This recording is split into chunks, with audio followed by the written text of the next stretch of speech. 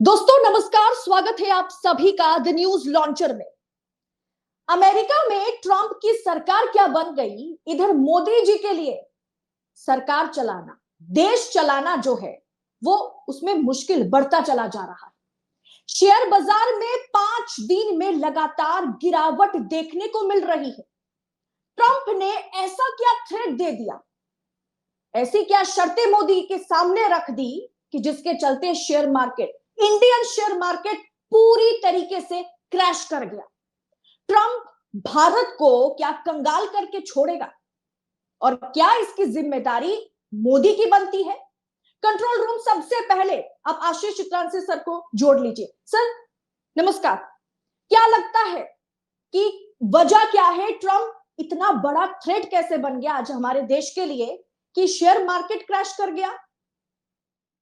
देखिए, कई बार हम इस पर चर्चा कर चुके हैं कि आखिर ट्रंप की ऐसी क्या खुन्नस है। कहीं वो खुन्नस तो नहीं कि मोदी जी जब गए, एक एक समय कहे थे कि अब की बार ट्रंप सरकार, लेकिन जब बाइडेन के समय में गया उस सर्वे में उनको लगा कि अब ट्रंप की वापसी नहीं होगी, तो ट्रंप ने मुलाकात करनी चाहिए थी और मोदी जी ने मना कर दिया था, मुलाकात नहीं किया था। मोदी जी थोड़े से वही पल में मासा पल में तोला, एक कहावत है, तो पल में मासा पल में तोला हो जाते हैं। उनको लगा कि अब नहीं, अब दोबारा ट्रंप नहीं आने वाले हैं, तो ट्रंप से दूरी बना ली। फिर बाइडेन माई फ्रेंड हो गए। अब जब ट्रंप आए तो मुझे लगता है कि वो सारा पुराना जो हिसाब किताब चुकता करने वाले हैं।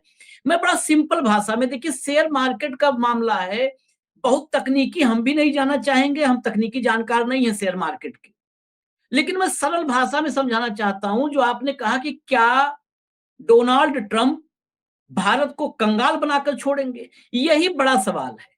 5 कारोबारी सत्र में 17,76,000 रुपए डूबे हैं। 17,76,000 करोड़।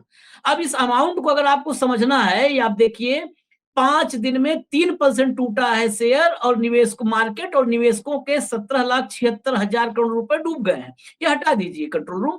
इसको बहुत आसान और समझने के लिए थोड़ा आगे बढ़ते हैं। भारत की कुल जीडीपी, भारत की जीडीपी जिसे दुनिया में टॉप 5 में हम गिनते हैं, उसकी कुल जीडीपी 324 लाख करोड़ है और 18 लाख करोड़ 5 कारोबारी सत्र में डूब गए। यानी भारत की जीडीपी का 5% से ज्यादा, जीडीपी का 5%, बड़े बड़े सेक्टर में हेल्थ और एजुकेशन में जितना नहीं जाता, उससे ज्यादा पैसा 5 कारोबारी सत्र में डूबा है। यूपी की जीडीपी आप देखिए, उत्तर प्रदेश जिसको योगी आदित्यनाथ कहते हैं कि पूरे भारत की इकोनॉमी का जो घोड़ा होगा वो उत्तर प्रदेश होगा, इकोनॉमी के रथ को खींचेगा यूपी। उस यूपी की कुल जीडीपी 25,48,000 करोड़ रुपए है। 18 लाख करोड़ रुपए डूबने का मतलब है कि उत्तर प्रदेश की जीडीपी का 75% से ज्यादा डूब जाना, 75% से ज्यादा डूब जाना उत्तर प्रदेश की टोटल जीडीपी का। और आसान भाषा में समझने के लिए मैंने गूगल पर एक सर्च किया टर्म, उसको मैं दिखाता हूं कंट्रोल रूम। गूगल पर मैंने सर्च किया, ये देखिए आप, मैंने वही स्क्रीनशॉट सेम टू सेम लगाया, कोई चेंज नहीं। गूगल पर मैंने सर्च किया शेयर बाजार गिरने का आम जनता पर असर। अब जरा पढ़िएगा, यदि शेयर की कीमतें काफी गिरती हैं तो निगमों की वृद्धि करने की क्षमता कम हो जाएगी, जिसके परिणाम स्वरूप दिवालियापन हो सकता है। मांग में कमी से अंततः राजस्व में कमी आती है, जिसके कारण अधिक लोगों को नौकरी से निकाल दिया जाता है। इस प्रकार गिरावट जारी रहती है और अर्थव्यवस्था डह जाती है, जिससे मंदी का निर्माण होता है। अब हमने इसीलिए हमने कुछ अपने मन से नहीं बोला है, ये गूगल से ही तो देश चल रहा है। दुनिया भर का तमाम मतलब नॉलेज गूगल से ही लोग ले रहे हैं, तो हमने भी कहा गूगल से थोड़ी नॉलेज लेते हैं। गूगल ने कहा कि यह प्रक्रिया चलती है तो अर्थव्यवस्था ढह जाती है, बेरोजगारी पैदा, नौकरियों पर संकट आता है, नौकरियां ले ली जाती हैं, फिर अर्थव्यवस्था ढह जाती है और मंदी का निर्माण हो जाता है। कुछ भी नहीं कहा है आशीष चित्रांशी और न्यूज लॉन्चर ने। अब और जी क्या सर, बतावें, जरा ग्राफ आपने देखिए। आपने ये तो समझा दिया। जी सर। सेंसेक्स का ग्राफ दिखा दूं, जरा ग्राफ देखिए। ये देखिए कैसे ये कहां से कहां आ रही है, रसातल में, ये सेंसेक्स रसातल में बॉम्बे स्टॉक एक्सचेंज नीचे जा रहा है, ये आज का है, नीचे आप देख लीजिए आज की तारीख का है, हटा दीजिए इसको, 11 फरवरी 3:30 PM लिखा हुआ है उस पर। आशीष ये सर हालत यही जानेंगे, आपने पूरी तरीके से समझा दिया कि ये कितना बड़ा नुकसान है भारतीय शेयर मार्केट के लिए, लेकिन वजह क्या है, इसके साथ ट्रंप कहां से आ रहे हैं, किस चीज पर चूक हो रही है इसीलिए सरकार? इसलिए दो बातें हैं यहाँ पर, ट्रंप और मोदी पॉइंट्स। मैं तो सीधा कहता हूं दर्शकों को नोट करें और खुद समझें, हमारे समझाए पे क्यों यकीन करें। एक तरफ ट्रंप नोट करिए, एक तरफ मोदी नोट करिए। शेयर मार्केट के कोलैप्स होने पर देश में कोहराम मच जाया करता था, देश के एक्सपर्ट को सामने आना पड़ता था, सलाह देनी पड़ती थी, वित्त मंत्रालय तुरंत मतलब कहते ना कि एड़ियों पर आ गया, एकदम पंजों के बल आ गया, खड़ा हो गया। प्रधानमंत्री कोई स्टेटमेंट नहीं है, मोदी के मुंह पे ताला लगा हुआ है। ये ऐसा नहीं है कि मोदी जी आज गए हैं और घंटे भर बाद ऐसा कोलैप्स हुआ, ये लगातार 5 दिनों से 4 फरवरी से ये गिरावट शुरू हुई थी। आज जब ये हम गिन रहे हैं 18 लाख करोड़ मतलब 17,76,000 करोड़ रुपए डूबना, ये 5 कारोबारी सत्र हुआ है, बीच में संडे भी आया, तो 5 कारोबारी सत्र 4 फरवरी के बाद 5 कारोबारी सत्र में डूबा है। मोदी जी यहीं बैठे हुए थे, मोदी जी दिल्ली के विजय पर जश्न मना रहे थे, फूलों की बारिश हो रही थी, लेकिन लगातार डूबते हुए शेयर मार्केट पर मोदी जी की जुबान नहीं खुली कि निवेशक भरोसा रखें। इस देश का भरोसा मोदी की गारंटी है ना, मोदी की गारंटी, लोकसभा चुनाव में गए सब चीज पर मोदी की गारंटी, मोदी एक बार गारंटी क्यों नहीं लेता इस पर? बोलना चाहिए था हमारे प्रधानमंत्री जी को कि डरिए मत, आप विश्वास रखिए, इस देश की इकोनॉमी पर विश्वास रखिए, मोदी पर विश्वास रखिए, मोदी की गारंटी है। क्यों नहीं बोला? सवाल ये है। लगातार जब अविश्वास के माहौल में लगातार गिरेगा। अब मैंने जो आपने सवाल किया बड़ा लॉजिकल है ये समझना, क्योंकि नहीं तो लोग कहेंगे कि किसी भी लाइन में ऊपर ट्रंप लिख दिया, बस आपने ट्रंप लिख दिया कि ट्रंप कंगाल बना देगा। ट्रंप क्यों? ट्रंप ने एल्यूमिनियम और स्टील इन दोनों पर 25% एक्स्ट्रा टैरिफ लगा दिया। अब इससे क्या फर्क पड़ता है एक्स्ट्रा टैरिफ से? एक्स्ट्रा टैरिफ जो 25% का लगा, इससे भारत पर क्यों फर्क पड़ा? मैं बाकी दुनिया की बात नहीं करूंगा, अगर करना है तो रेफरेंस में थोड़ा सा बता दूंगा। भारत का जो कुल निर्यात है स्टील का टोटल एक्सपोर्ट, उस टोटल एक्सपोर्ट में अमेरिका नंबर 1 पार्टनर है। यानी भारत के स्टील निर्यात का सबसे ज्यादा हिस्सा अमेरिका को निर्यात होता है। 28% टोटल स्टील एक्सपोर्ट का 28% अमेरिका को जाता है। जब 25% एक्स्ट्रा टैरिफ लगा, दैट मींस भारत स्टील का डंपिंग ग्राउंड बन सकता है। भारतीय स्टील अमेरिका 25% एक्स्ट्रा टैरिफ के बाद आयात करेगा या नहीं करेगा, ये अमेरिकी आयातकों पर निर्भर है, क्योंकि अमेरिका भारतीय स्टील पर नहीं निर्भर है, भारत का निर्यात अमेरिका पर निर्भर है। बहुत टेक्निकल पहलू है, इसलिए मैं बड़ा सामान्य भाषा में बताने की कोशिश कर रहा हूं। अमेरिका भारत के स्टील पर नहीं निर्भर है।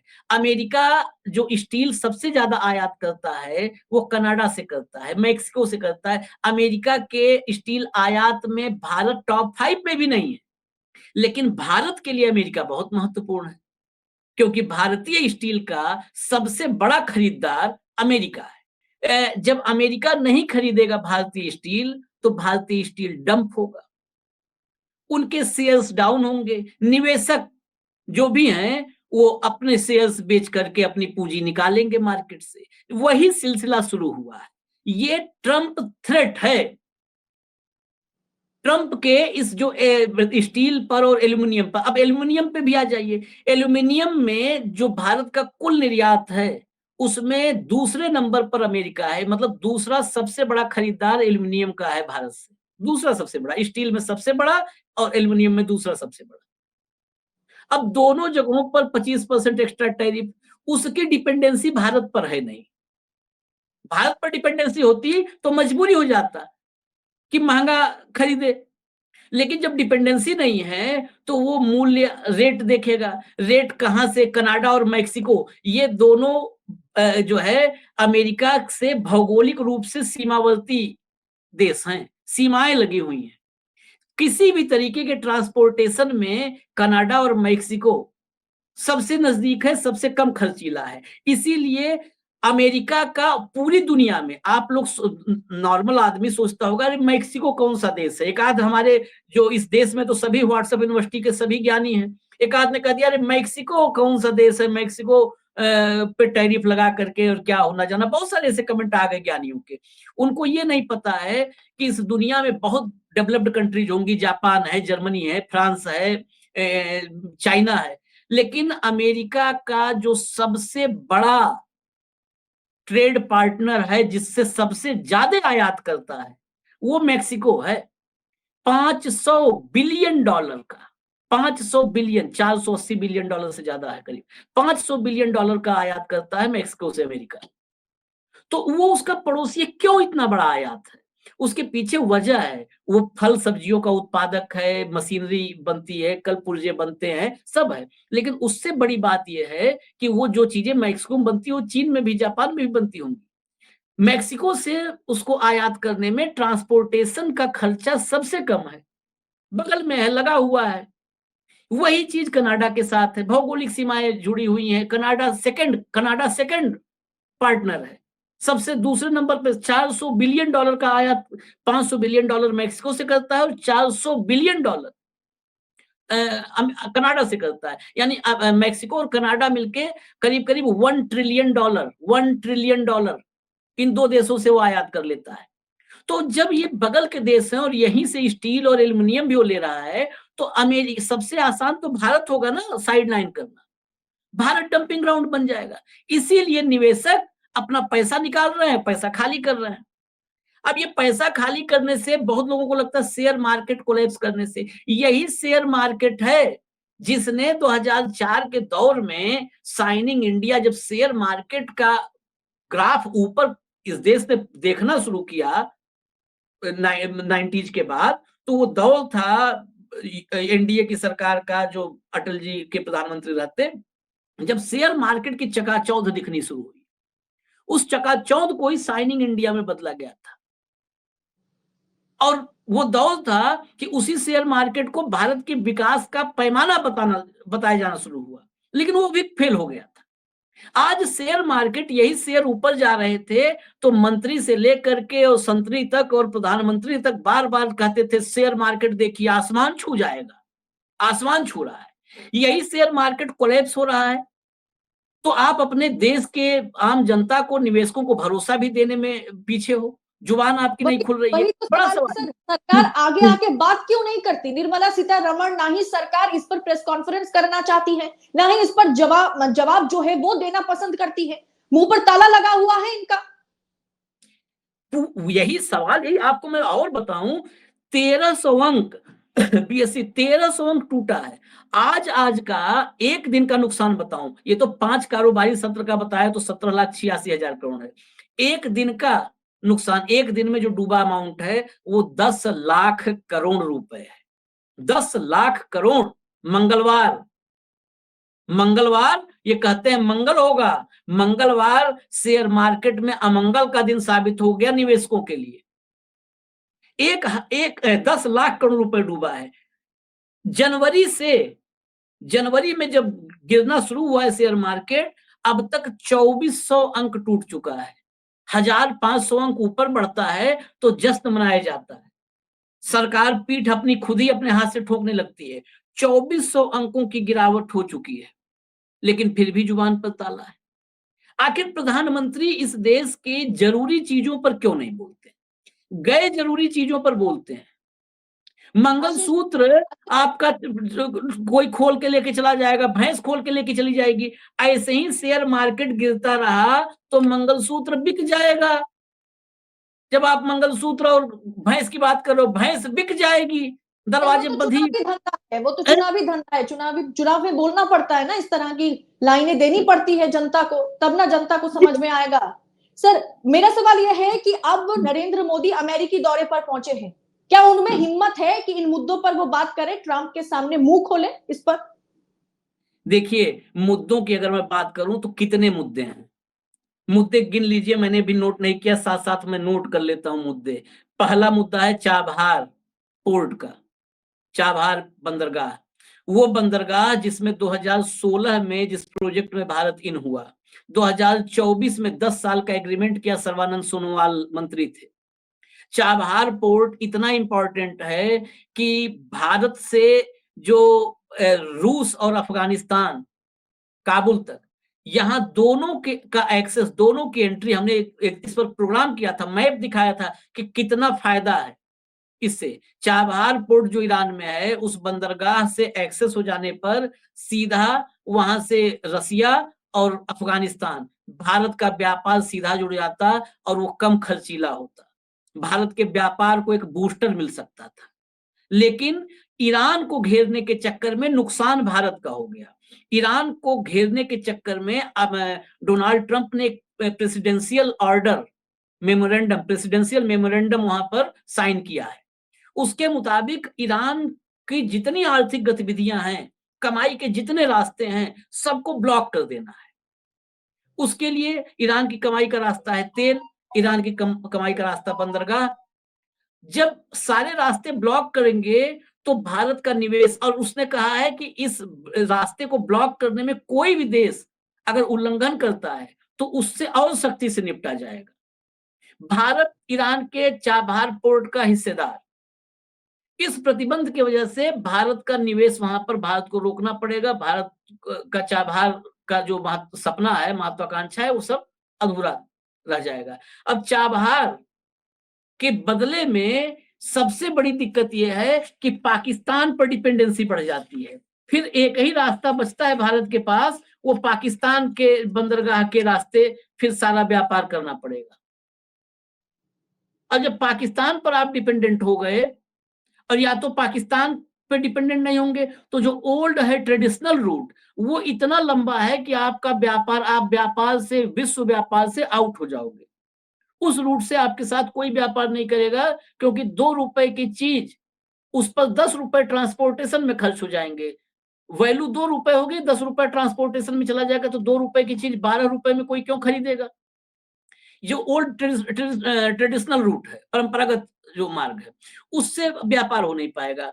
तो चाबहार है जो जो हमें लगता है, बाकी मुझे लगता है इंटरनली हो सकता है अडानी सबसे ऊपर हो मुद्दा कि अडानी कैसे बचेगा, लेकिन पहला जो देश जो चाहता है कि चाबहार पर बात हो, हमारे लिए चाबहार का रास्ता ना, नहीं तो फिर वही हम पाकिस्तान के ग्वादर के भरोसे रह जाएंगे, ग्वादर पोर्ट। अब सोचिए आप, ग्वादर पोर्ट और चाबहार के बीच की जो दूरी है वो सिर्फ 72 माइल है, सिर्फ 72 माइल। लेकिन उस 72 माइल वो चाबहार नहीं मिलेगा, तो 72 माइल के लिए हमें पाकिस्तान पर निर्भर होना पड़ेगा ग्वादर के लिए। वो पाकिस्तान का पोर्ट है। तो पहला है चाबहार पोर्ट। दूसरा है टैरिफ। टैरिफ, जो ये टैरिफ जिस पे हम बात की, स्टील, एल्यूमिनियम, और अभी भी और धमकियां हैं। आज ही मैं आपको बताऊं, मोदी के अमेरिका पहुंचने से पहले अमेरिका की तरफ से आधिकारिक जो बयान आया है, वो नरेंद्र मोदी के लिए बहुत बड़े झटके वाला बयान है। एंट्री से पहले अमेरिका के मंत्री ने कहा है, ट्रंप के विश्वसनीय, उसने कहा है कि जिस भी देश, चाहे भारत ही हो, भारत हम पर जितना हमारे प्रोडक्ट पर लगा रहा है टैरिफ, उतना ही हमें भारत के प्रोडक्ट पर टैरिफ लगाना होगा, और इसमें हम कोई समझौता नहीं करेंगे। तो आज ही सामने सामने, मतलब पहुंचने से जस्ट पहले उसने दोहरा दिया अपनी बात को। तीसरा तीसरा इंपॉर्टेंट पहलू है कि जो आप अवैध प्रवासियों को भेज रहे हैं, उनको मानवीय तरीके से भेजें, उनको बेड़ियों हथकड़ियों में न भेजें, या तो हम अपने विमान लेकर के जाएं, वहां से अपने विमान के जरिए आए, लेकर के आए। चौथा, आप यहाँ राष्ट्रवाद का डंका बजा रहे हो, वहां इनॉग्रेशन में ही ट्रंप के, जहां जयशंकर मौजूद थे, वहीं पन्नू भी मौजूद था।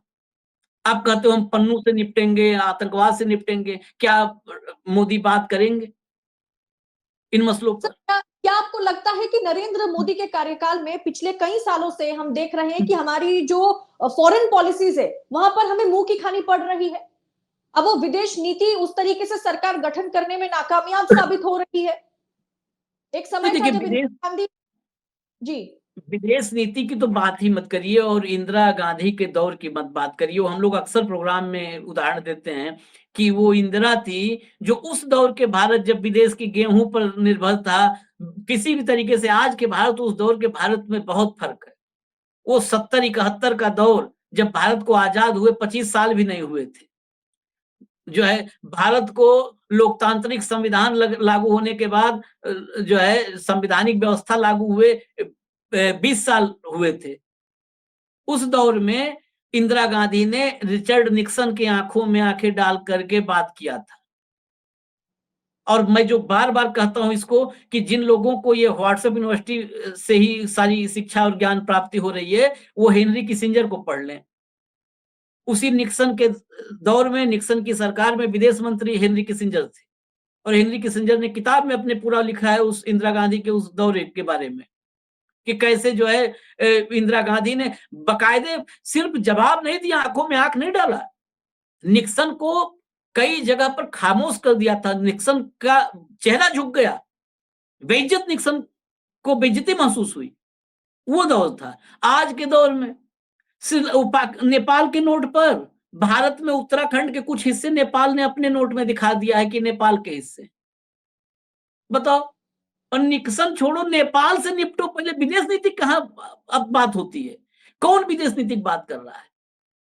यहां दिन भर मतलब जो एक मीडिया का 99% जो धड़ा है, गोदी कहिए, गिद्ध कहिए, उनको पैसे को नोचना है उनको, वो घुसे हुए हैं वो किसी भी तरीके से। मैंने अभी एक रिपोर्ट पढ़ी, मैं आपको बताता हूँ। एक रिपोर्ट मैंने पढ़ी, जो ये एल्यूमिनियम और स्टील पर टैरिफ 25% लगा है एक्स्ट्रा, उस पर एक रिपोर्ट लिख रहा है कि इससे सिर्फ नुकसान नहीं है, एक पहलू और देखा जाना चाहिए कि भारत में मकानों का निर्माण सस्ता हो जाएगा। अब बताइए, ये कैसे खोजने का, ये भी एक हुनर है। कैसे खोजा उसको? मैं भीतर नहीं गया उसको पढ़ने के लिए, क्योंकि उसको पढ़ करके मुझे नहीं, मतलब मुझे लगा कि गैर जरूरी है इसको पढ़ना, लेकिन मैं समझ गया कि लिफाफे में एक चिट्ठी जो होगी क्या होगी, हेडलाइन से ही। उसके कहने का मतलब था कि जब स्टील का डंपिंग ग्राउंड बन जाएगा भारत, तो सरिया छड़, लोहे, जो लोहा सरिया, जो इस्पात, जो निर्माण कार्य में, कंस्ट्रक्शन में लगता है, जब डंपिंग ग्राउंड हो जाएगा तो सस्ता हो जाएगा। सस्ता हो जाएगा तो निर्माण कार्य सस्ता हो जाएगा। हमेशा कहते हैं, जब रियल एस्टेट को आप समझेंगे, रियल एस्टेट के मार्केट को, तो रियल एस्टेट में चर्चा होती है कि लोहे और सीमेंट के भाव गिरते हैं जैसे ही, तो निर्माण कार्य सस्ता हो जाता है। अब बताइए आप कि निर्माण कार्य सस्ता हो जाए, इसके चक्कर में क्या लॉजिक है? ये नहीं बता रहा कि हमारा निर्यात, एक तो वैसे ही हम दुनिया में, अगर दुनिया में भारत की पूछ है तो उसकी सबसे बड़ी वजह क्या है? 143 करोड़ की मार्केट। ये लोग कहते हैं मोदी है तो मोदी मोदी हो रहा है। मैंने एक दिन फोटोग्राफ दिखाई थी, अमेरिका के राष्ट्रपति 1987-86 का दौर था, ये राजीव गांधी अमेरिका की यात्रा पे थे। अमेरिकी राष्ट्रपति व्हाइट हाउस से बाहर छतरी लगाए हुए, उस छतरी के नीचे राजीव गांधी चल रहे हैं, और छतरी लगाए हुए, और कार तक बिठाता अमेरिका का राष्ट्रपति। इंदिरा गांधी के लिए दरवाजा खोला था, दरवाजा खोल करके कार में बिठाया था। दरअसल क्या है कि उस दौर में इतना शोरगुल नहीं था, गोदी मीडिया नहीं थी कि वो एंकर दिन रात कूद कूद करके उनको पैसा दे दिया जाए, उसमें चोंच मारते रहो गिद्ध जैसे, और उसके बाद चिल्लाते रहो, चिल्लाते रहो, मोदी नमो नमो नमो नमो, मोदी है तो भारत है और भारत ही मोदी है, ये कहते रहो। इस प्रचार तंत्र से जब कोई भी शोरगुल, आप 5 मिनट कोई गाना सुन लीजिए, ये साइकोलॉजिकल चीज बता रहा हूँ, 5 मिनट गाना सुन लीजिए और गाना बंद कर दीजिए, तो कम से कम आधा घंटा 45 मिनट वो जेहन में गाना गूंजता रहता है। जब दिन रात यही बताया जा रहा है मोदी तो महान है, मोदी तो भगवान है, तो जेहन में, जब यहाँ 24 घंटा, 5 मिनट के गाने की मैं बात किया, 24 घंटा जब वही दिखाया जा रहा है, तो लोगों के जेहन में घूमने लगा।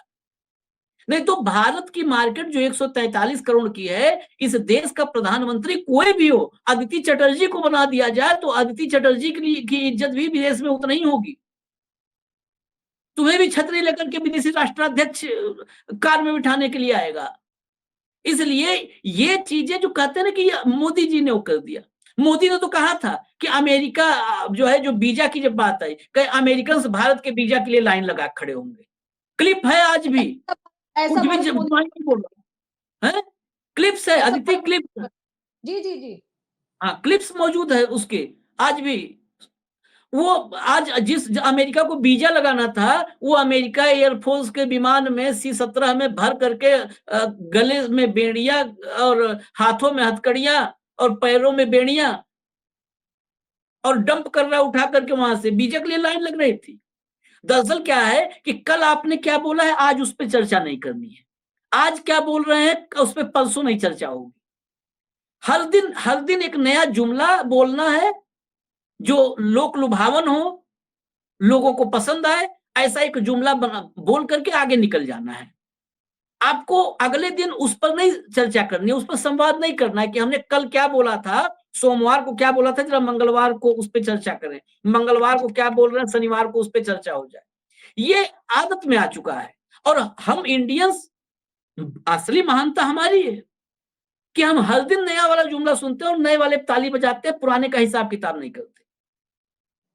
जी किसानों सर, की आय जी दोगुनी हो जाएगी, वीजा के लिए लोग लाइन लगाएंगे, भारत सोने चिड़िया बन जाएगा, जैसे ही नोटबंदी होगी आतंकवाद नक्सलवाद सब समाप्त हो जाएगा, भारत में समृद्धि की गंगा बह निकलेगी, सब दूध से नहाएंगे और दही खाएंगे।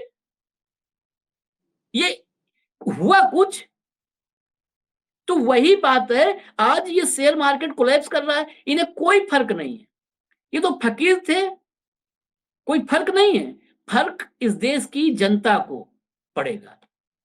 जिस जी दिन सर। इकोनॉमी कोलैप्स कर जाए, ये इकोनॉमी, जिस इकोनॉमी में इंफ्रास्ट्रक्चर, जिस इकोनॉमी में प्रोडक्शन घट रहा है, वो इकोनॉमी आप समझिए कहां पर खड़ा है।